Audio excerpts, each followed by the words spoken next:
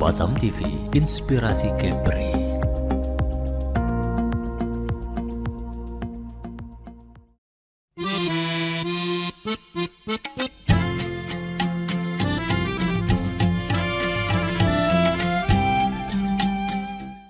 Assalamualaikum warahmatullahi wabarakatuh. Bagaimana ibu-ibu, mengantuk? Semangat ibu ya. Bu Endah, selamat datang ke Kota Batam, ke Kepulauan Riau. Bagaimana perjalanannya, Bu? Alhamdulillah. Aman, baik. Sebelum kita mulai materi dari Bu Endah, ingin saya sampaikan biodata narasumber. Nama lengkap Dr. Anda Sri Endah Suhartati Apoteker, kelahiran Kediri ya Bu ya. Saat ini menjabat di Adminkes Madya Katimja itu ketua tim kerja Bu ya, pengendalian obat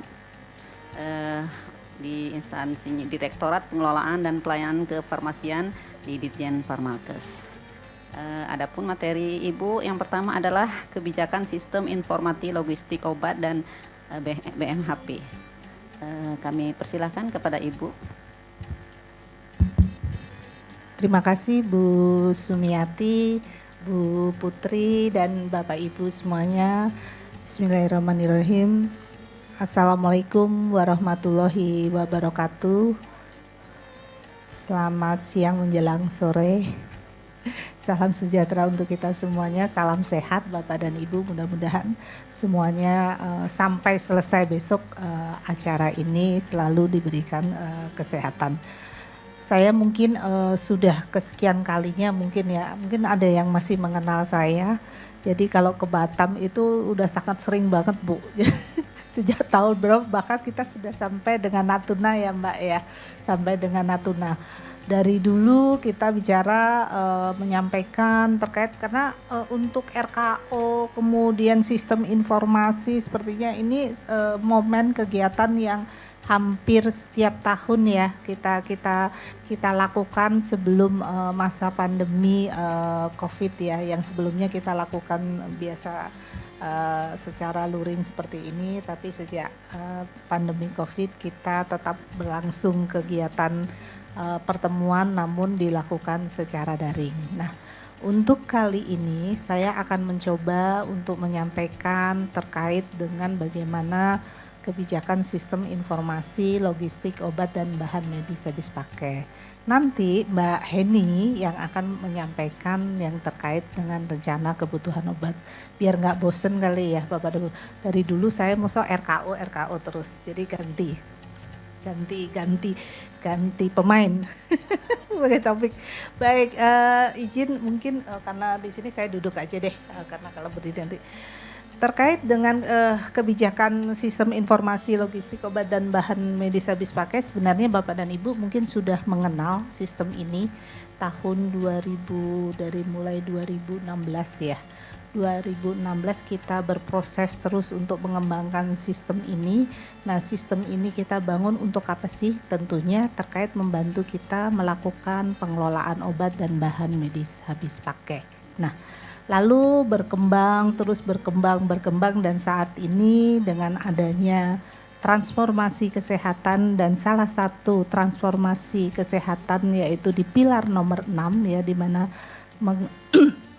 transformasi di bidang teknologi informasi, mungkin Bapak dan Ibu sudah mengenal yang namanya Satu Sehat. Nah, Satu Sehat yang ada saat ini adalah Satu Sehat Rekam Medik Elektronik ya, RME kalau Bapak dan Ibu sudah cukup familiar dengan Satu Sehat ini. Nah, ke depan dan saat ini sedang berproses Satu Sehat, ada lagi Satu Sehat Logistik Obat dan Bahan Medis Habis Pakai. Nah, mengapa kita kembangkan atau menjadi terintegrasi ke dalam Satu Sehat Logistik Obat dan Bahan Medis Habis Pakai? Karena jangan sampai ada banyak sistem ya yang saat ini ada terkait pengelolaan obat, sehingga nanti kalau terintegrasi di dalam Satu Sehat Logistik ini, pengelolaan obat dari hulu ke hilir itu bisa dilakukan dan unit-unit yang terkait bisa memperoleh data yang terintegrasi di dalam Satu Sehat Logistik. Nah, Ini tadi mungkin sekilas saya sudah sampaikan Kementerian Kesehatan dalam mewujudkan visi misi ya, visi Presiden Republik Indonesia bagaimana mewujudkan masyarakat yang sehat, produktif, mandiri ya dan berkeadilan, maka Kementerian Kesehatan mengembangkan atau melakukan transformasi di bidang kesehatan. Ada 6 ya Bapak dan Ibu di sini pilar kalau disebutkan, dan mungkin Bapak dan Ibu sudah cukup sering mendengar ya, ada dari mulai layanan primer, kemudian dari rujukan, kemudian ketahanan kesehatan. Nah, ketahanan kesehatan ini salah satunya ada ketahanan kefarmasian.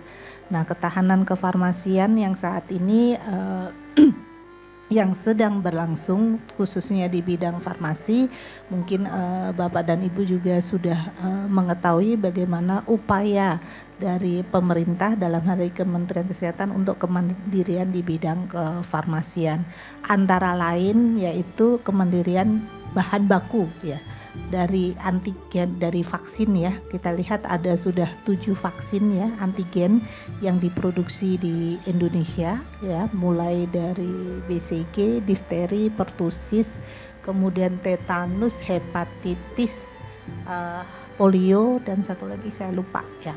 Kemudian juga ada bahan baku obat, itu juga ada 7 bahan baku obat ya.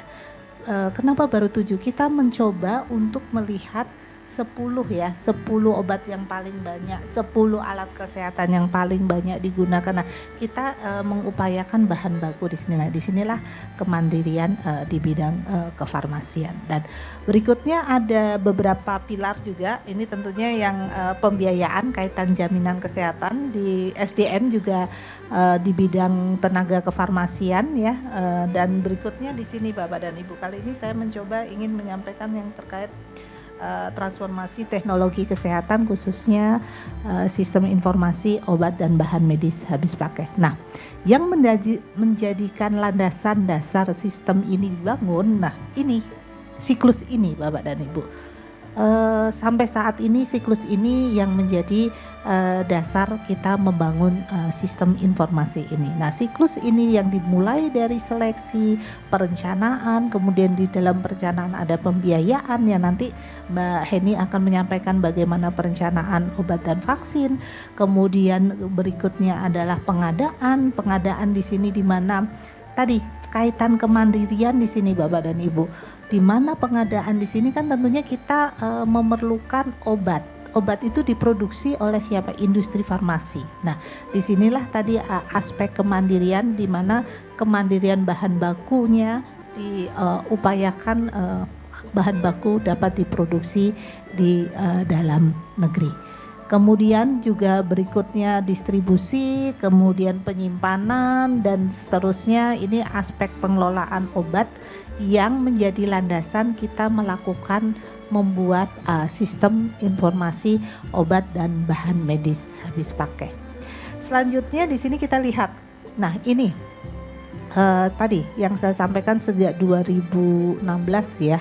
Sejak 2016 kita sudah membangun namanya e-logistik, namun dalam perjalanannya mungkin belum bisa sempurna, masih ada beberapa hal yang terkendala di dalam proses aplikasinya. Nah, ini kami mohon masukan juga, namun kedepannya tadi yang saya sampaikan kita akan masuk ke dalam satu sehat logistik. Mudah-mudahan di awal 2024 kita sudah bisa menggunakan satu sehat logistik ya. Kalau kita lihat tadi, kenapa kok kita melihat tadi dasar untuk membangun sistem itu kita gunakan tadi siklus tata kelola obat. Maka kalau kita lihat di sini kenapa?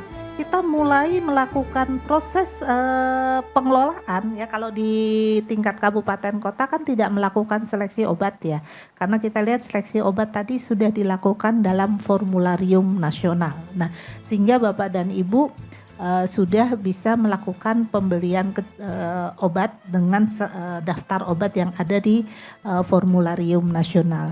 Kalau di daerah mungkin membuat di rumah sakit ya, formularium rumah sakit, ataupun kalaupun di puskesmas acuannya kan pasti ke formularium nasional. Nah, berikutnya tadi perencanaan yang nanti Mbak Heni sampaikan, berikutnya ada proses pengadaan pembelian. Nah, sistem logistik itu akan dimulai dari proses di sini. Nah, pembelian, penerimaan. Pembelian itu Bapak dan Ibu kalau mengadakan, penerimaan kalau Bapak dan Ibu memperoleh obat dari pemerintah pusat, khususnya obat-obat program. Nah, maka setelah dilakukan penerimaan baru akan dilakukan pengelolaan di dalam sistem. Nah, disinilah maka diperlukan data-data dari obatnya itu sendiri sampai dengan kekuatannya, sampai dengan jumlahnya, sampai dengan nomor batch dan kadaluarsanya.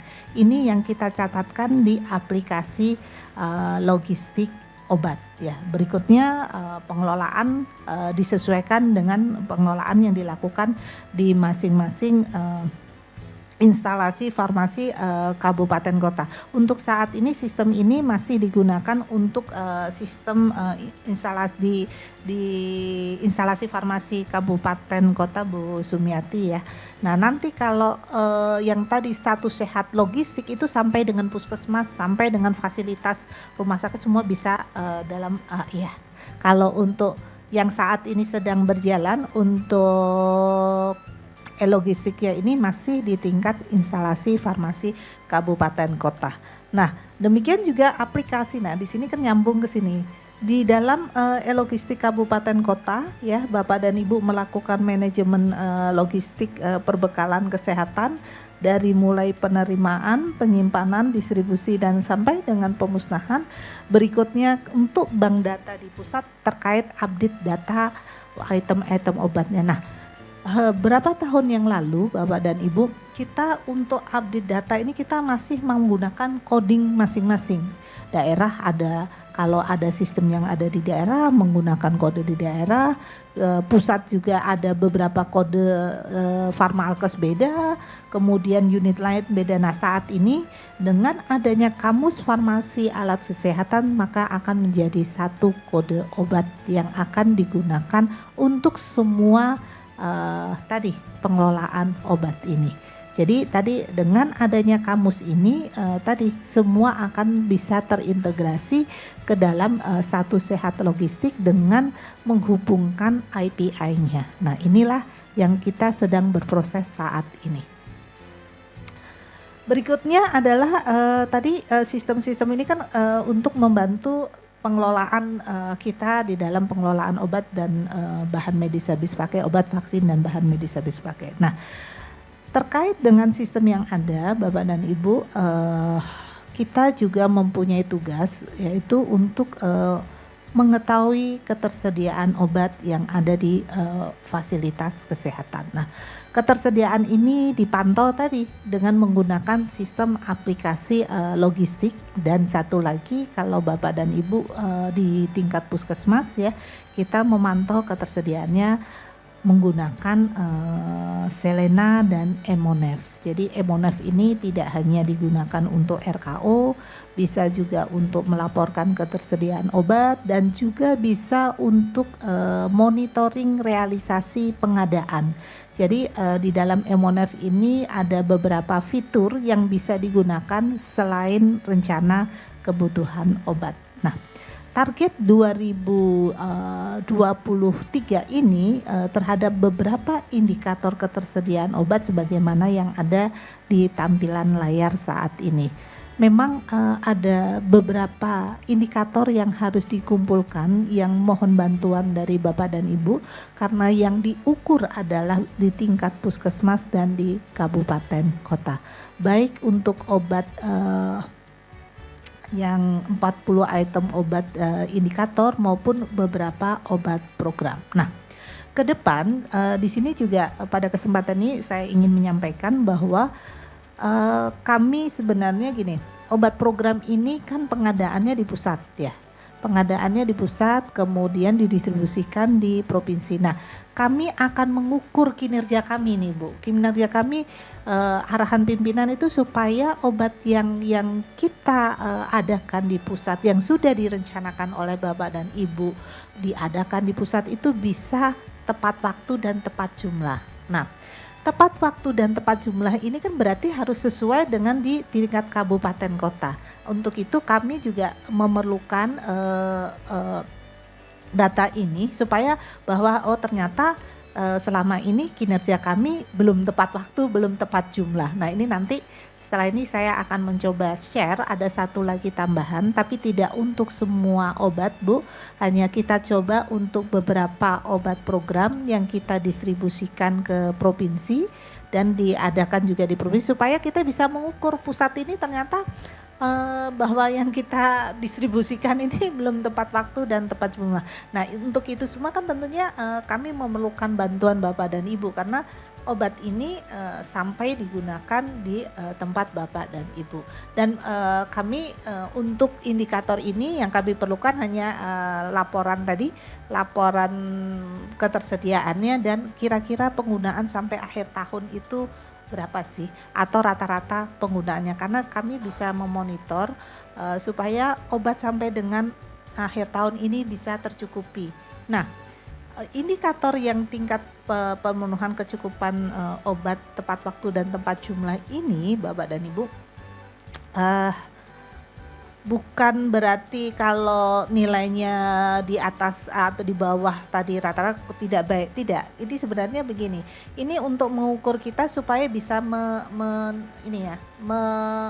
supply. Artinya ketika obat program yang ada di tempat Bapak dan Ibu itu hanya cukup di bulan Agustus misalnya, tidak cukup sampai dengan bulan Desember, kami di pusat sudah punya rencana gimana nih supaya program tetap di kabupaten bisa tercukupi obatnya. Nah inilah yang kami juga mohon bantuan dari Bapak dan Ibu terkait nanti ada indikator kecukupan obat tepat waktu dan tepat jumlah. Nah untuk obat indikator yang 40 Bapak dan Ibu, yang 40 item obat yang dipantau di tingkat puskesmas ya, ini mereview kembali. Kemudian kami juga ingin menyampaikan bahwa hasil evaluasi kami memang ada beberapa obat yang nilainya itu tidak pernah kalau kita definisinya di sini kan puskesmas minimal memiliki 80% ya, artinya obat yang kecukupannya itu minimal 80. Tetapi dari data yang kami peroleh Bapak dan Ibu, obat yang di puskesmasnya ada beberapa obat itu nggak pernah mencapai 80 gitu. Nah ini kenapa? Nah kenapa, apakah memang di puskesmas ini obat tersebut jarang digunakan atau memang tidak ada programnya, tidak ada program, contoh seperti malaria ya, kemudian ada obat MGS4 ya, nanti kita lihat ternyata obat-obat ini pasti posisinya di bawah.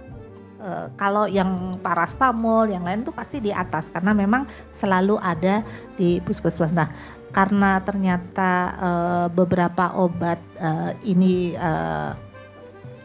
yang diukur posisinya seperti ini sehingga ada beberapa perubahan ya, nanti mungkin di bulan Agustus ya, karena ini sekarang sudah bulan Juli ya Bu, bulan Agustus untuk item-item obat tertentu karena ada beberapa item obat ini juga sudah tidak ada di DOEN Bu, maka kita tidak akan pantau. Kemudian ada beberapa obat yang memang jarang digunakan. Nah ini kita ganti yang memang karena kita melihat indikator ketersediaan obat di puskesmas. Tetapi kalau untuk mapping untuk kesehatan ibu dan anak kita masih perlu ya. Artinya ini kan memang obat-obat emergensi ya. Oke. Ini mekanisme pengukurannya ya, kalau Bapak dan Ibu dulu mungkin ini untuk refresh kembali saja bagaimana mengukur ketersediaan obat di puskesmas. Nah ini kita lihat, ternyata ini kalau kita lihat yang di sini ya, yang 40 item obat, kalau kita klasifikasikan di sini bahwa ternyata tidak semua obat ini diadakan oleh pusat ya. Obat ini ada di kabupaten kota, kemudian ada yang di pusat, ada yang di dilakukan pembelian melalui DAK provinsi, namun beberapa tahun kemarin ya kalau nggak salah untuk MGSO 4 sama Fitomenadion ya, ini mungkin mengalami kesulitan di dalam proses pengadaan ya, tidak ada barangnya. Nah, ini adalah item obatnya dan bagaimana proses kita melakukan pemilihan item 40 item obat ya. Ini Bapak dan Ibu, acuannya kita menggunakan doen. Nah, karena di sini kita menggunakan doen dan ada kalau nggak salah sekarang glibenclamid ya, kalau nggak salah ya. Glibenclamid ini dikeluarkan dari doen ya. Kemudian ada, saya lupa ya, ada berapa ya. Itu obat juga yang sudah tidak di levelnya fasilitas tingkat pertama, maka pindah ke fasilitas tingkat rujukan. Nah, ini obat-obat ini akan kita gantikan dengan obat-obat yang memenuhi kriteria bahwa obat ini adalah ada di dalam doen, ada di dalam list WHO, ada di dalam doen, kemudian mewakili obat-obat program, dan kemudian juga hasil diskusi dengan beberapa teman-teman di daerah. Nah, kalau kita lihat di sini item-item obat sebenarnya jumlahnya tidak 40 ya Bapak dan Ibu, karena di sini ada garing-garing ya. Kayak ini ya. Ini juga garing. Kemudian Alben garing Pirantel. Ya, Amlo, Captopril. Nah, kalau kita total sebenarnya ini lebih dari 40. Nah, hasil arahan dari Pak Wamen ke depannya kita nggak boleh nih garing-garing. Jadi nanti kalau Bapak dan Ibu misalnya mendapatkan misalnya lebih dari 40, misalnya 42, tapi itu bukan berarti 42 kalau kita bandingkan ini ya. Sebenarnya juga bisa saja lebih sedikit ya Bu ya. Bisa saja lebih sedikit dibandingkan ini. Sebenarnya ini lebih, kita ada berapa? 40 lebih ya Bapak dan Bu. Nah, nanti di di tahun ini juga mungkin di bulan Agustus kita coba perbaiki lagi obatnya tidak garing-garing ya Bapak dan Ibu, karena tidak boleh katanya bahwa ya memang sih kita memang tidak boleh, tapi waktu itu kan kita karena dalam satu kelompok ya, dalam satu kelompok obat fungsinya sama. Ya. Kemudian kalau ini hasilnya ya kemarin kita lihat memang kalau rata-rata nasional sih sudah bisa mencapai ya indikator kita, namun kalau kita lihat per provinsi masih ada yang belum mencapai. Nah, ini antara lain beberapa kendala dan kami sudah diskusikan juga di tingkat Kementerian Kesehatan dengan BKPK yang dulunya Badan Litbang ya. Di situ juga memberi masukan terhadap beberapa obat indikator. Nah, kita lihat sekarang. Nah, ini kita lihat di sini kan, nah ini nih pasti ada levelnya nih. Ya, ini masih ini pasti posisinya di bawah, nggak bisa ya, karena posisinya. Nah, kalau kita di HP ini bisa jadi karena memang tidak ada program. Ya, nah yang ini ya Bapak dan Ibu nih.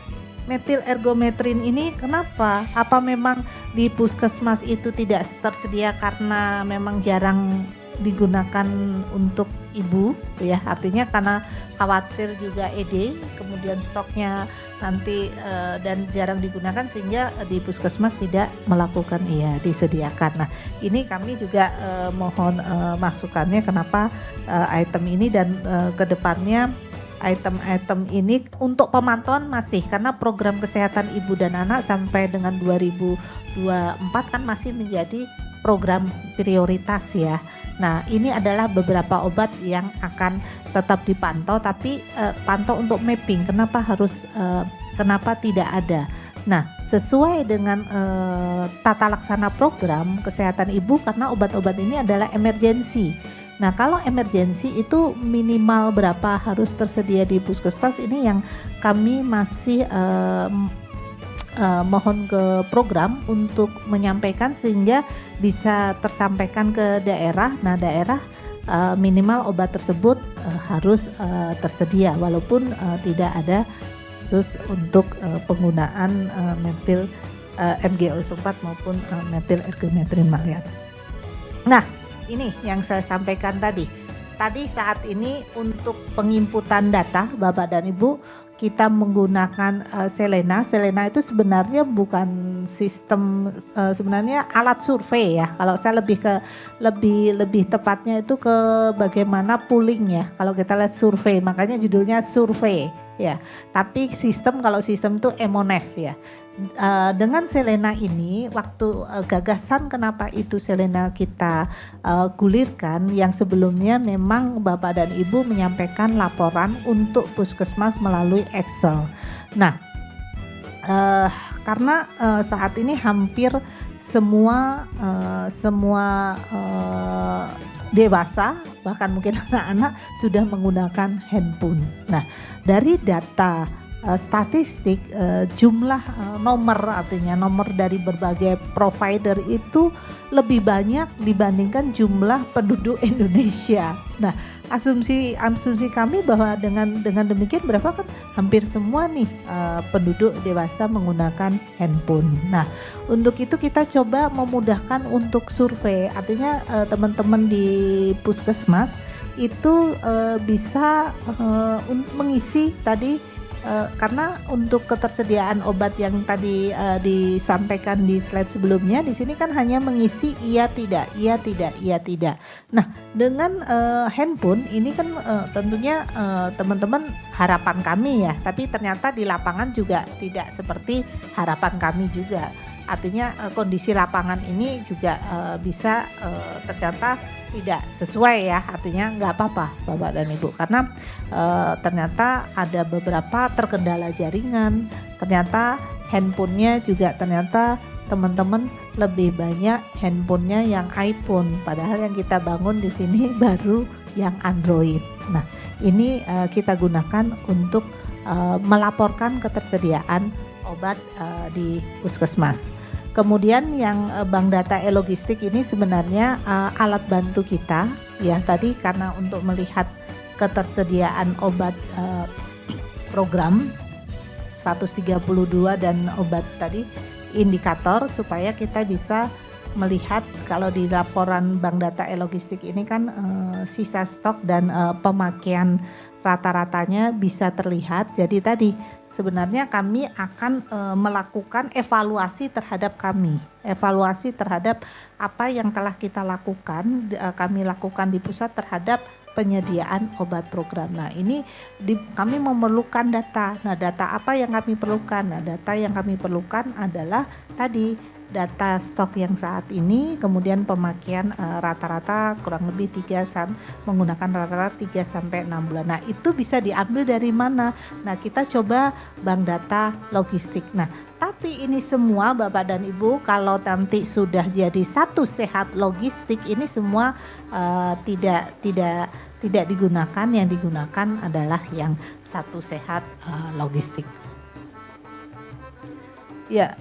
Ini kita lihat apa ini Selena. Nah, ini ya.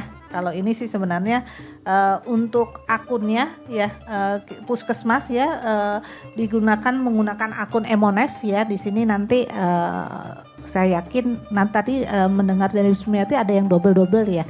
Masih terkendala, nanti di sini ada Mas Agung nanti mungkin coba dilihat di Emonef-nya, karena akun yang digunakan di Selena ini adalah akun Emonef. Nah, Selena dan Emonef ini sebenarnya pengembangan semuanya dari Emonef ini, Bu. Jadi Emonef itu ada, coba kita kembangkan karena memang Emonef ini sudah digunakan, puskesmas pun sudah familiar untuk menyusun rencana kebutuhan obat. Nah, rumah sakit juga. Kemudian dinas kesehatan. Jadi semua unit yang terkait dengan penyediaan obat itu akunnya ada di Emonef. Nah, sehingga Selena ini juga bisa yang akun yang di sini untuk masuk ke Selena ini menggunakan akun Emonef ya. Jadi ada video tutorialnya, nanti kalau Bapak dan Ibu lupa ada nanti bisa kami juga sampaikan, nanti bisa di-share kembali untuk merefresh kembali teman-teman di puskesmas bagaimana untuk melaporkan ketersediaan obat melalui Emonef.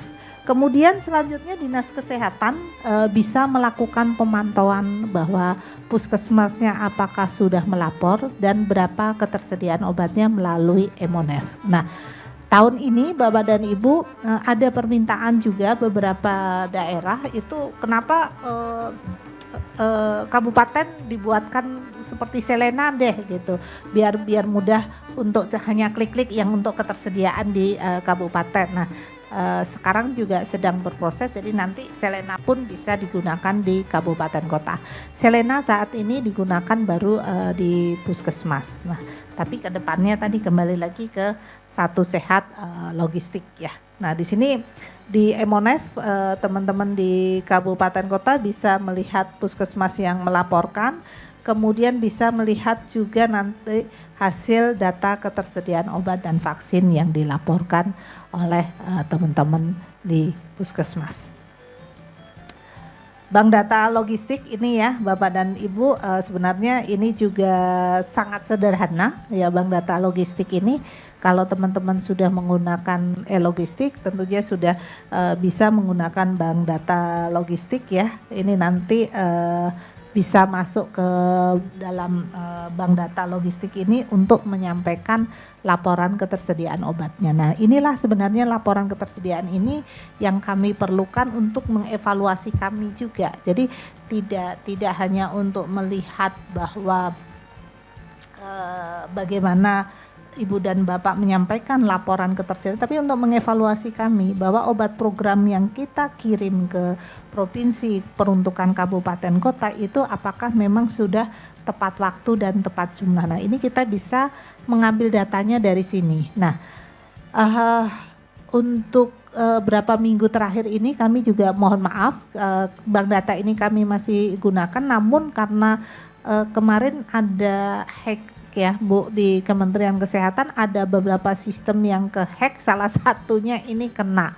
Jadi untuk sementara mungkin ada yang kami minta melalui G-Form dulu karena ini masih belum dihidupkan lagi oleh Pusdatin gitu. Jadi ada beberapa sistem di down belum aktif diturunkan dari Pusdatin untuk sementara. Jadi ada beberapa kami untuk sementara mohon maaf untuk yang bank data logistik ini kadang-kadang bulan ini kami masih minta ada yang lewat G-Form dulu Bu, karena sementara karena ada tidak hanya ini bank data, ada di sistem e-report juga kena. Jadi ada beberapa sistem kena hack itu, kemudian sedang belum diaktifkan kembali oleh Pusdatin. Ya, mungkin Selena e-logistik, bank data e-logistik. Nah, ini tadi cukup mungkin. Nah, ini yang saya ingin sampaikan tadi, yang Satu Sehat logistik. Ya. Nah, ini di sini dengan adanya kamus ini.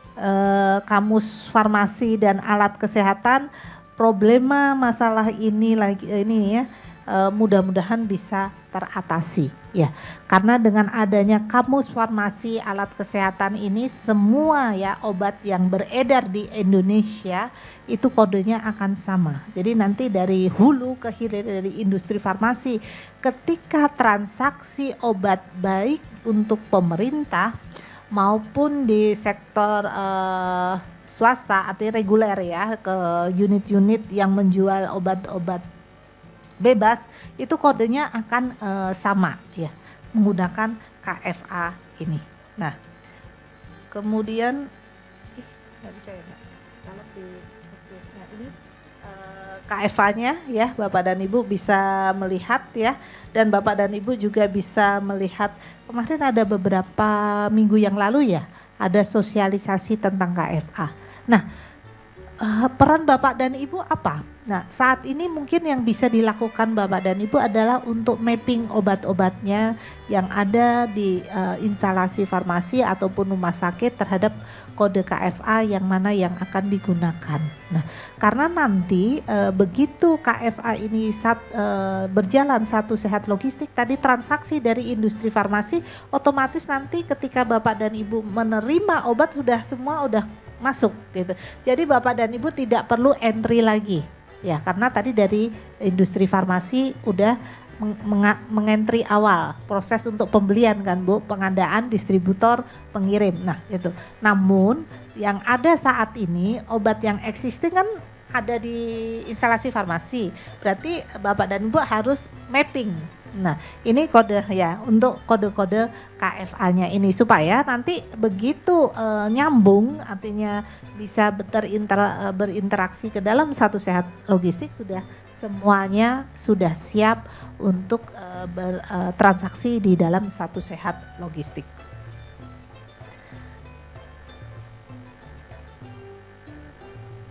Nah ini ya, kalau sekarang kan ini ya, satu sehat RMA, rekam medik elektronik ya. Nah ini yang kita bangun. Ya, ini dibangun dari basicnya ini. Kalau berapa tahun yang lalu ya, tahun lalu kita masih ngomong digital inventory nasional. Nah inilah menjadi cikal bakal satu sehat logistik ya Bapak dan Ibu. Nah dengan adanya satu sehat logistik ya, diharapkan dapat melakukan pengelolaan supply chain, kemudian di sini juga analisanya lebih akurat ya, karena memang transaksi dari industri, distributor, kemudian diterima, kemudian bahkan sampai nanti ini kan terkoneksi ya ke sini, digunakan oleh pasien itu bisa. Jadi dari sini nanti untuk logistik akan terkoneksi di satu sehat. Jadi akan terlihat dan akan memudahkan kita dalam melakukan perencanaan. Ya, perencanaannya nanti kita sudah punya historical file, historical transaksi. Tetapi tetap kita bisa kalau perencanaan itu kan historical saat ini dan prediksi. Nah, kita hanya butuh memprediksikan. Tetapi kita punya historical file, historical penggunaan obatnya. Nah, historical penggunaan obat ini kan juga bisa kita gunakan untuk memprediksi. Dan kita lihat pemakaian yang saat ini. Nah, inilah dengan adanya aplikasi logistik Satu Sehat ini mudah-mudahan bisa membantu kita semua dari mulai tadi perencanaan, kemudian sampai dengan kita pengadaan, penerimaan, penyimpanan itu tercover dan kita bisa memantau di dalam Satu Sehat logistik. Ini konsepnya Bapak dan Ibu. Nah, untuk membangun ini berarti kan harus ada sistem distribusi di hulu ini siapa? Berarti industri farmasi dan distributor. Saat ini kita berproses sedang mencoba untuk kita coba dulu untuk obat-obat ke malaria ya, karena memang ada ATMS TB malaria yang kita coba untuk item obat. Kita soalnya mulai dulu yang obat program ya, karena kita dropping ya dari pusat, kemudian kan benar-benar diterima enggak gitu, benar-benar. Nah, itu obat-obat program kita menghubungkan dari industri farmasinya, dia sistem yang ada di industri farmasinya, kemudian mengkoneksikan ke dalam sistem Satu Sehat Logistik, atau sebelum masuk Satu Sehat Logistik menjadi Digital Inventory Nasional ya, DIN ya Bapak dan Ibu. Dan kita juga karena tadi beberapa tahun sejak adanya pandemi di sini kita menggunakan pengelolaan vaksinnya menggunakan SMILE. Nah ternyata SMILE ini sampai dengan puskesmas ya Bu ya, karena penggunaan semua. Nah kita coba dengan SMILE ini kita masukkan obat-obatnya, karena kita pantau nanti kan Ibu dan Bapak bisa memantau sampai dengan puskesmas. Nah saat ini sedang berproses ya Bapak dan Ibu, yang kita harapkan nanti di awal 2024 sudah bisa digunakan. Nah dengan ke dalam Digital Inventory Nasional ini Bapak dan Ibu tidak hanya SMILE ya, aplikasi-aplikasi ini terkoneksi karena di sini kita bangun di dalam Satu Sehat Logistik ini tadi dari bangunan transaksi dari industri itu tidak hanya pemerintah tapi juga ke sektor swasta ya. Di sini ada sektor swasta ini bukan rumah sakit dan apotek ya, tetapi ini juga yang sektor swasta obat-obat yang bukan obat-obat pemerintah. Nah ini juga sudah rumahnya sudah dibuat di satu lehat logistik dan ini mudah-mudahan bisa terintegrasi. Oh satu lagi Bapak dan Ibu, selain kamus farmasi itu juga harus ada kamus sarana ya. Koneksinya adalah tadi coding kamus farmasi dan alat kesehatannya bisa terkoneksi, dan satu lagi sarana. Karena kalau menggabungkan semua berarti kan harus kodenya bisa kode koneksi. Jadi itu yang keinginan kami. Jadi nggak perlu bangun sistem, yang dibangun hanya di tengah tadi aja ya untuk mengkoneksikan sistem-sistem yang ada. Ya. Kemudian terkait dengan Emonef, artinya seharusnya nanti mungkin di sini ada Mbak Tika sama Mbak Heni, ada Mas Agung, bahwa untuk puskesmas acuannya adalah formularium nasional di FKTP tingkat 1. Nah kalau seandainya tidak ada, mungkin nanti bisa dilihat kembali apakah memang obat tersebut tercantum di formularium yang baru, kan sudah terbit ya. Ada di situ nggak Bu Vinka? Coba cek lagi ya. Kalau memang ada, nanti tinggal teman-teman diupdate lagi. Kalau saat ini gini, formularium nasional itu kan ada ketika diupdate itu ada yang dikeluarkan itu memang tidak ada, tapi ada restriksi. Ya kan, nah itu apakah obat-obat, sebenarnya itu obat-obat umum sih kalau lihat gini. Nah ini begini Bu Enda, jadi dia sebenarnya begini Bu, yang membuat hal itu, yang membuat masalah itu begini, kan kita ini kan namanya daerah kepulauan, ya. Jadi kan tidak satu daratan dengan RSUD Bu, ya, dengan rumah sakit. Nah itu jadi ketika mereka maunya mengadakan obat-obat yang di luaran Fornas, di luar Vaskes tingkat 1 itu kendala kan. Sekarang apa nih justifikasinya kalian mau mengadakan obat di luar Vaskes tingkat 1? Nah itu masalahnya. Kalau misalnya makanya mereka bilang ya sudah kita masukkan ke formularium puskesmas tadi. Nah berarti kan sudah melalui pertimbangan antar puskesmas itu masing-masing ya Bu ya, baik dokter yang pokoknya yang terkait, tenaga kesehatan yang terkait semuanya kan berarti sudah dibahas kan mengapa mereka perlu obat yang di luar Vaskes tingkat 1. Nah itu dialah makanya mereka itu kuat membuat formularium puskesmas. Ketika mereka ajukan RKO-nya ke kabupaten, mereka ada justifikasi ini loh, makanya kami butuh obat-obatan. Jadi mungkin nanti kita catat dulu ya Bu Vinka, baik, khusus Bu Enda. untuk kepulauan, karena ini sebenarnya kasusnya hampir sama dengan puskesmas yang melayani obat PRB. Ya.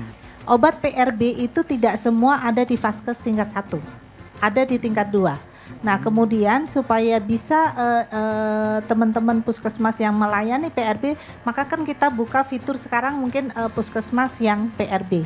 Nah untuk yang kepulauan ternyata kasusnya mirip-mirip konsep yang PRB, nanti ini kita catat dulu.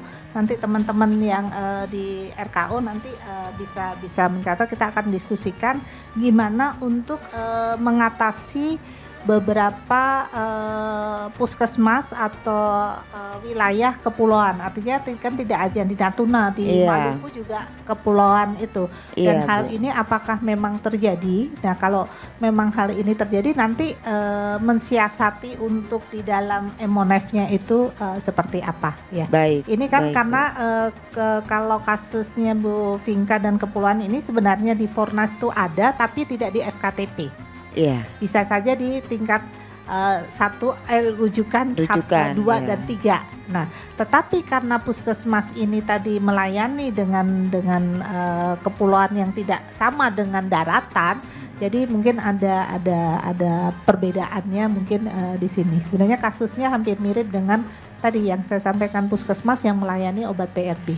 Iya. Karena tidak semua obat PRB itu ada di Vaskes tingkat 1. Nah makanya itu Bu, kita juga terkait PRB itu ya. Kemarin itu itu salah satu alasan mereka ya, ini PRB gitu. Jadi saya bilang gini, eh kalau memang kasus PRB harusnya dari rumah sakit ya, dari rumah sakit rujukan itu kan mereka memberikan pernyataan bahwasanya memang Rujuk. pasien tersebut adalah pasien rujukan yang Iya. memerlukan obat tersebut. Iya. Sudah saya padahal pernah ya, udah 2 kali kalau saya nggak salah itu saya bahas juga di forum bahwasanya kalau memang oke kita ACC ya kalau obat-obat untuk rujukan. Hanya ada nggak nih puskesmas justifikasinya ketika mereka minta ada surat rujukan balik surat Nggak ada. surat pernyataannya bahwasanya memang itu harus diobati dengan obat-obatan tersebut. Nah RSUD-nya lagi yang nggak mau gitu, kadang ada yang nggak mau gitu, kadang mereka pakai paksaan gitu mintanya gitu. Kalau nggak ada justifikasi, ini saya bilang gitu Bu. Memang untuk PRB. Kemudian terkait dengan formularium ya. Kalau kita lihat siklusnya seleksinya formularium nasional, ada doen di pusat. Kemudian di tingkat kabupaten pasti seharusnya rujukannya kan ke dalam formularium Fornas tersebut. Nah, ini saya akan diskusikan dulu ya Bu Vinka yang di ya, Jadinya ya Bu. ya Karena karena ini kalau saya mau merujuk, misalnya kita kabupaten merujuk ke formularium nasional, berarti harus rembuk lagi sama puskesmas. Nah kalau sama puskesmas dia kan, saya harus bikin gimana nih formulariumnya, karena kan tidak semuanya satu daratan gitu, ada yang daratan yang lain gitu. Nah itu ya bentuk ya karena kan apakah nanti kalau kabupaten itu, kalau saya ini ya konsep formularium nasional kan FKTP 1, 2 dan 3. Nanti apakah kabupaten itu puskesmas daratan, puskesmas kepulauan Ya, atau benar. seperti Ada apa? spesifikasinya ya, lagi nah ya, itu Bu. mungkin saya akan sampaikan tim yang menyusun formularium nasional, kemudian tim yang menyarankan Ibu untuk membuat formularium di kabupaten kota. Karena kan ini Ibu juga harus ada dasarnya ya, ada dasarnya. Kita Fornas saja ada dasarnya gitu loh. Kemudian mekanisme tata caranya seperti apa. Jadi nanti kalau ini saya akan sampaikan ke tim yang melakukannya. makanya atau mungkin ya. bisa juga ya Bu ya, Atau kondisi geografis Nah, tersebut makanya boleh. disusun Ya. formularium kabupaten Nah, mungkin.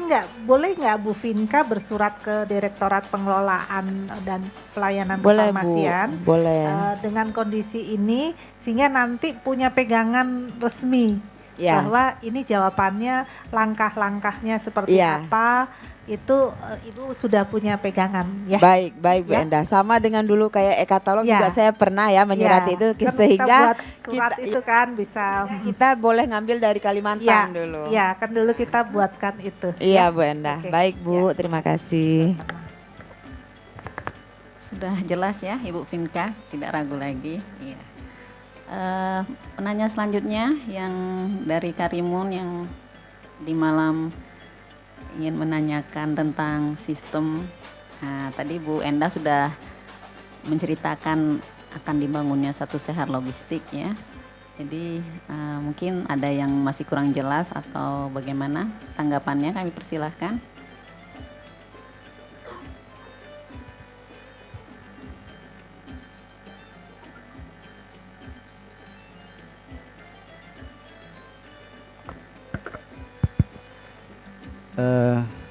Selamat siang Bu, kami Nofriandi dari Kabupaten Karimun.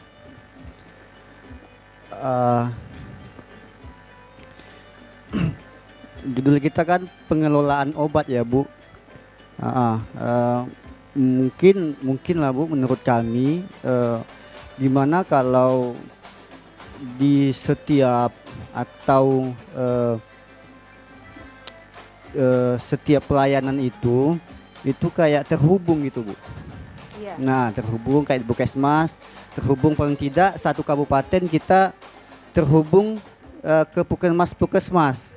Jadi kita bisa melihat stok kawan-kawan yang di Puskesmas. Jadi antar Puskesmas itu bisa link juga, dia bisa melihat stok kawan-kawan Puskesmas sebelah gitu ya. Jadi kalau seandainya di Puskesmas ini obatnya mau ED, dia bisa ya bisa transfer atau gimana nanti gitu. Terus satu lagi, kita bisa melihat juga kawan-kawan yang di Puskesmas ini obatnya bisa kita lihat apa yang tak jalan di sana, apa yang jalan gitu. Lagian kalau kita ada aplikasi itu, kita kalau mengambil data itu lebih mudah, menganalisa data itu lebih mudah gitu. Kita tinggal tarik data, udah kita bisa kaji apa yang perlu, apa yang tidak gitu. Nah, iya, makasih Bu. Makasih Pak Nofriandi, benar sekali Pak, keinginan kita semua terkoneksi dalam satu big data ya, bank data. Nanti di wilayah Bapak itu bisa memantau, kalau tadi kalau di Emonef kan hanya memantau siapa yang udah lapor dan tidak melapor, kemudian tadi berapa karena cuman iya tidak. Nah, ke depan yang saya sampaikan tadi yang satu sehat logistik ini persis seperti yang angan-angan yang diciptakan oleh Pak Nofriandi tadi. Bapak bisa melihat sisa stok, artinya sisa stok kalau puskesmas mengupdate ya. Artinya ini juga tidak hanya satu sisi ya. Kita bisa melihat data kalau memang itu data terupdate ya. Terupdate di dalam satu sistem yang tadi, satu sehat logistik. Nah, sebenarnya puskesmas kan kabupaten itu bisa melihat sisa stok puskesmas kalau nanti masuk di dalam sistem itu dari bank data logistiknya di kabupaten itu kan sudah bisa lihat tuh puskesmas, masing-masing puskesmas sisa stoknya berapa, kemudian penggunaannya, karena tadi kan di satu sehat logistik itu juga connect dengan RME ini. Nah, kemudian yang perlu kita lihat tadi di dalam satu sehat logistik kan baru yang punya akses itu nanti kabupaten ya, di tingkat kabupaten dan rumah sakit. Puskesmas yang belum punya akses, nah nanti tinggal dibukakan akses. Puskesmas tuh boleh melihat apa saja sih gitu. Apakah dia bisa melihat, dan kalau selama ini akses itu kan berjenjang Pak. Di kabupaten kota Bapak bisa melihat puskesmas di wilayahnya, tapi puskesmas yang di wilayah Bapak kan nggak bisa melihat puskesmas yang di daerah lain gitu. Nah, selama ini aksesnya berjenjang seperti itu. Demikian juga di provinsi bisa melihat kabupaten kota, tapi kami di pusat bisa melihat semuanya gitu. Jadi aksesnya berjenjang. Nah, nanti ke depannya tentang akses ini juga nanti akan kita diskusikan seperti apa. Jangan sampai kita juga nggak ingin ya tadi karena data ini juga rawan hacker ya Bu. Rawan hacker, jadi pasti akan berlapis ya. Mungkin gitu Bu Sumiati. Jadi ya, apalagi Ya, ada yang boleh ingin tambah disampaikan sedikit, Bu. ya? Gini Bu, contohkan lah Bu ya, soalnya kami dulu di gini Bu. Kita contohkan kayak di Kimia Farma gitu Bu. Jadi Kimia Farma itu dia satu server itu dia bisa melihat kemana-mana Bu. Jadi nanti kalau kementerian seandainya mau lihat obat yang banyak kementerian bisa langsung ambil data di sana Bu. Jadi tak mesti dari bawah lagi sekian lama kan untuk mengumpulkan data. Kadang-kadang data dari bawah ini kadang-kadang mau cepat-cepat aja kawan-kawan kan. Nah, ndak akurat juga, kementerian juga dapat nanti. Jadi kalau seandainya kementerian itu membuat sampai ke bawah, jadi bisa ditarik data saja Bu, satu-satu udah semua. Nah, Benar sekali. Tadi kan satu data, satu sehat logistik itu dari atas sampai tadi kalau levelnya sampai dengan puskesmas. Datanya. Jadi kita bisa melihat semuanya Pak. Tapi misalnya kalau selama ini kan provinsi hanya bisa melihat kabupaten dan puskesmas wilayahnya. Tapi dia level provinsi ya. Tapi dia tidak bisa melihat atas. Tapi Kementerian Kesehatan bisa melihat semuanya gitu.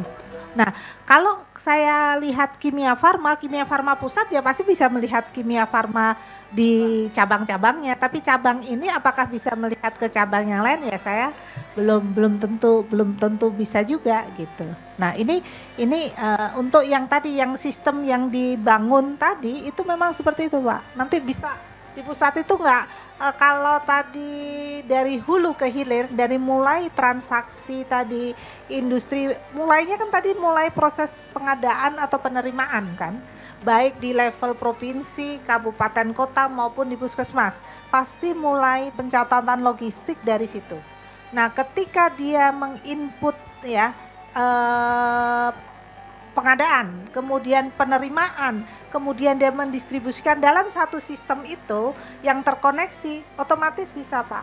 Jadi nanti itu kita nggak usah bangun sistem yang baru, tetapi hanya mengkoneksikan tadi Pak. Di sekarang sistem yang ada di Bapak, mapping data KFA-nya dan sarana, udah nanti otomatis data itu terkoneksi di dalam satu data tadi Pak. Jadi nggak perlu kita harus ada sistem yang sama karena gini, kebutuhan sistem masing-masing daerah, kemudian industri farmasi itu kan pasti beda-beda. Nggak akan, memang ada yang sama, tapi kan pasti ada dia bangun untuk keperluan internal ya. Nah itu makanya sistem-sistem yang ada di masing-masing silahkan masing-masing tapi terkoneksi tadi dengan kode tadi Pak. Itu Pak. Ya.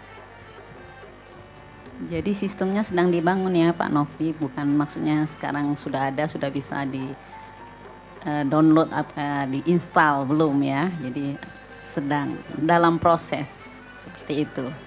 Nah, Iya. ya. Jadi kalau yang kesiapan dari dulu tadi karena itu yang berat, mulainya tuh berat karena sekian banyak item obat yang kita.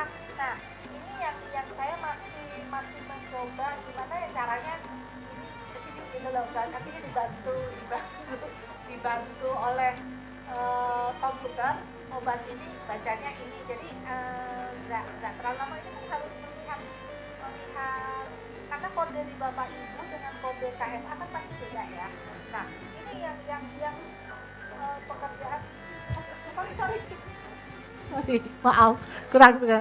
Jadi apa namanya sistem ini, nah saya makanya untuk yang pilot project ini saya akan coba untuk di beberapa provinsi misalnya yang paling banyak obatnya, jadi tinggal dicontoh. Bener gak? Jadi apa? Bisa. Iya.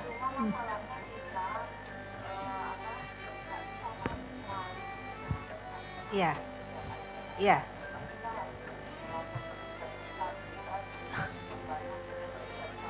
Iya, kerjaan. Iya. Iya. Iya. Iya. Jadi ini kan ini ada apa ya?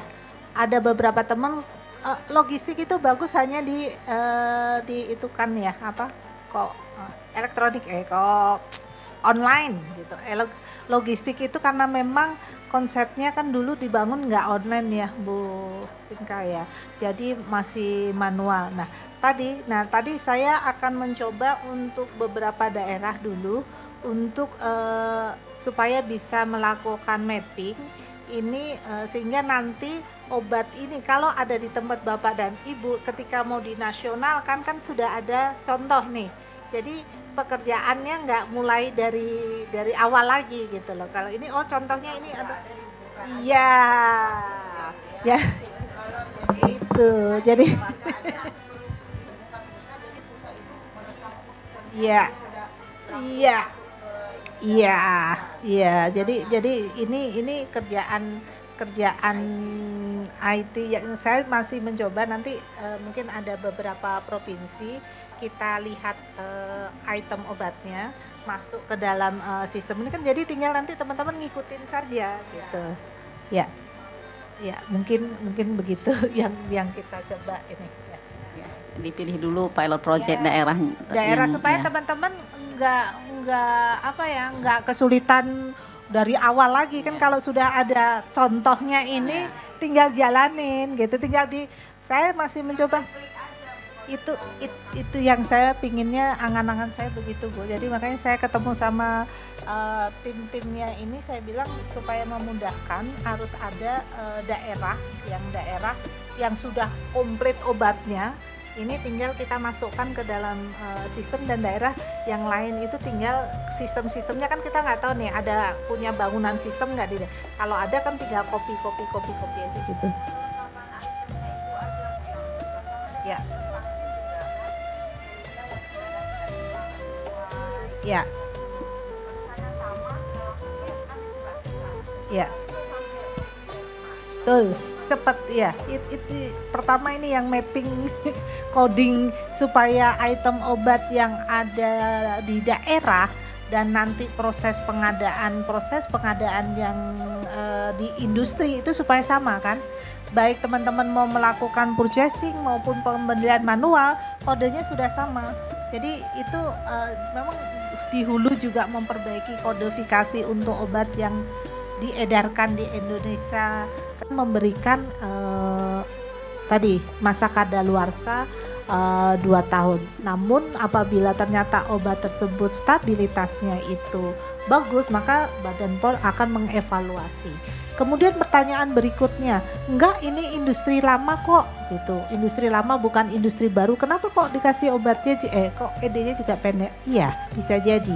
Karena apa? Industri yang lama ini melakukan renewal ya dari obat ini ya. Jadi ada yang sebelumnya dia dapat 5 tahun, ketika renewal, jadi NIA itu kan 5 tahun, dia harus memperbarui. Nah pada saat memperbarui ini source bahan bakunya itu tidak sama dengan yang sebelumnya. Di sini Badan POM memberikan expired date lagi 2 tahun. Nah ini kami juga beberapa dengan Badan POM juga kita mengusulkan kalau memang obat tersebut sudah stabil ya, artinya obat yang zaman-zaman dahulu kenapa kok apakah bisa diberikan lebih dari ini. Kita juga mengajukan dengan Badan POM, mudah-mudahan dengan pertimbangan ini tadi bisa lebih dari 2 tahun. Nah masalah ED tadi terkait juga dengan bagaimana kita merencanakan.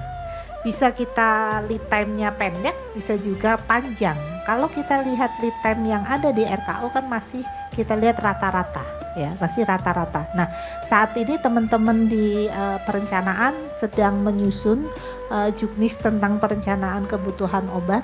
Nah, mudah-mudahan dengan juknis ini Bapak dan Ibu bisa menyusun rencana kebutuhan obat disesuaikan dengan kondisi tadi, memperhatikan lead time, ED, kemudian hal-hal lain di dalam penganggaran. Ini juga akan mempengaruhi kita mau berapa bulan sebagai buffernya. Sebenarnya itu kan kita lihat 6 bulan itu kan memperhitungkan waktu tunggu proses pengadaan, prediksi kasus gitu kan. Kemudian apalagi ya waktu itu ya, saya jadi lupa ya Bu Pinka itu. Nah itu maka kita berikan 6 bulan. Tetapi kalau sekarang ED-nya pendek, kemudian apakah memang 6 bulan? Nah itu juga mempengaruhi kita melakukan perencanaan. Nah di dalam juknis nanti yang sedang disusun teman-teman Mbak Heni, Mbak Tika dan Bu Denti, ini beberapa pilihan atau beberapa metode di dalam perencanaan. Jadi nanti akan memperbaiki rencana kebutuhan yang sekarang mungkin tidak menjadi buffernya itu 6 bulan ya. Mungkin untuk itu nanti teman-teman di perencanaan bisa menambahkan dari jawaban saya ya. Mungkin itu Bu Sumiati. Baik, terima kasih Bu Endah. Teman-teman masih ada yang ingin ditanyakan pada narasumber? Kalau boleh saya bertanya Bu, kalau di kementerian itu pengadaan untuk perencanaan pengadaan obat itu gelondongan apa memang sudah per item Bu di RKA-nya, di DPA-nya? Kelompok. seperti obat TB ya, obat TB, kemudian obat HIV/AIDS. Obat TB itu ada itemnya apa, kemudian kelompoknya itu nilainya bukan gelondongan juga, tetapi per program gitu. Jadi ya, breakdownnya per kelompok penyakit ya. ya, ya. Jadi di SIPD-nya itu jadi berapa paket gitu? Iya, kayak obat TB, kemudian obat HIV/AIDS gitu. Obat TB terdiri dari OAT, kemudian Satuannya apa Bu? Paket atau bagaimana? satuannya itu ada jumlahnya sih Bu. Karena kita gini, karena di dalam penyusunan penyusunan anggaran ya, itu harus kami memperoleh usulan dari teman-teman penanggung jawab program berapa jumlah obat yang akan diadakan. Misalnya OAT ini. Tapi masih anggaran itu masih dalam satu kelompok itu. Kemudian misalnya kelompok TB ada obat yang kurang salah satunya, kan artinya di sini masih ada sisa, jadi dia bisa bergeser gitu. Jadi per kelompok gitu. Ada jumlahnya sih. Saya nggak ini, sebentar saya cek nanti. Ada jumlahnya sih Bu itu. Jadi satuannya tetap tablet gitu atau satuan terkecil dari sediaan ya Bu ya? Satuan, coba Mbak Heni Tika coba liatin dong rencana pengadaan itu per tablet ya kayaknya ya, per tablet ya. Ya, satuan kecil ya. Satuan ya. terkecil ya.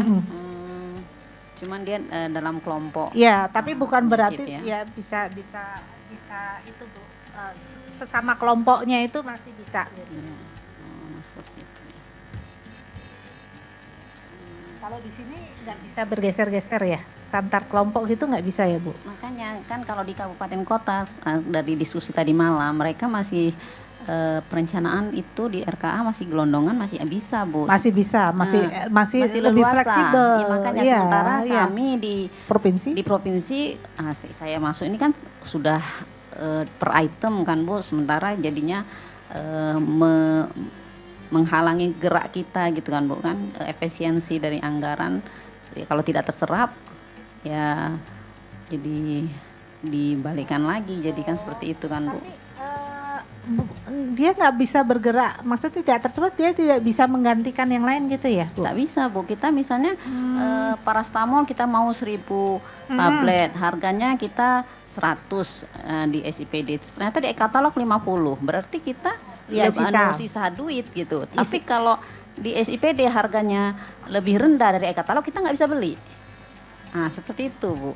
Oh, dia nggak bisa. Kalau kita masih bisa bergeser, jadi satu kelompok, tapi masih bisa nanti bergeser. Jadi lebih ketika misalnya OAT ini kurang ya, terus kemudian yang anak itu banyak, berarti dana anak itu bisa bergeser ke dewasa. Satu lagi Bu, maklumat dari dari Provinsi Kepulauan Riau bahwa untuk segala pengadaan barang jasa itu harus dilakukan melalui e-purchasing. Padahal kami sudah nyampaikan bahwa untuk obat-obat branded itu tidak semua obat ada di e-katalog. Saya sudah sampaikan. Namun dari Dinkes ini minta kita mungkin bersurat ke kementerian, padahal perpresnya kan udah jelas kan Bu ya. Tapi itulah, jadi kadang-kadang kita disuruh juga ke inspektorat, padahal perpresnya udah jelas. Jadi gimana Bu ya? Saya agak bingung. Kalau artinya gini, kalau di proses pengadaan, kalau acuannya itu maklumat itu dasarnya apa dulu Bu?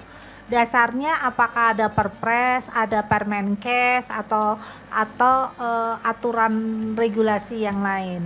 Nah, karena kalau di perpres maupun permenkes itu bila tidak ada statement, bila tidak ada katalog, maka bisa melakukan metode lain itu bisa. Nah, tapi kalau ibu mau membutuhkan ini ya, maksud saya dokumen ini ya, maksudku dari Kementerian Kesehatan menjawab resmi nggak apa-apa. Maksudnya terkait obat-obat ini, bagaimana mekanisme proses pengadaannya. Tetapi kalau kita baca di Perpres 82 JKN, Perpres pengadaan barang dan jasa, sudah sebenarnya sudah bisa. Dari Permenkes juga tidak saklek harus itu ya. Terima kasih Ibu Endah. Masih ada teman-teman atau Ibu masih ada satu materi ya Bu ya? Saya rasa cukup aja. Karena tadi saya cukup mengambil data dari bank data ya. Kalau ini ya tadi ya, coba next saja Mbak, sebentar dulu yang akan kita lihat sebenarnya. Lanjut. Nah ini kan obat program kita ya Bu ya. Ini sebenarnya coba sebelumnya. Baik. Nah ini kita kan satu kelompok gitu Bu. Jadi dia bisa bergeser gitu. Ya fleksibel. Ya. Terus. Nah ini Bapak dan Ibu. Data ada 18 item obat ya, dari mineral mix sampai dengan vitaminadion ini kan ada di bank data logistik. Nah, data yang kita butuhkan adalah sisa stok obat dibagi dengan pemakaian rata-rata. Nah, ini adalah sebenarnya untuk memantau kami tadi, apakah kami di dalam penyediaan obatnya ini tepat waktu dan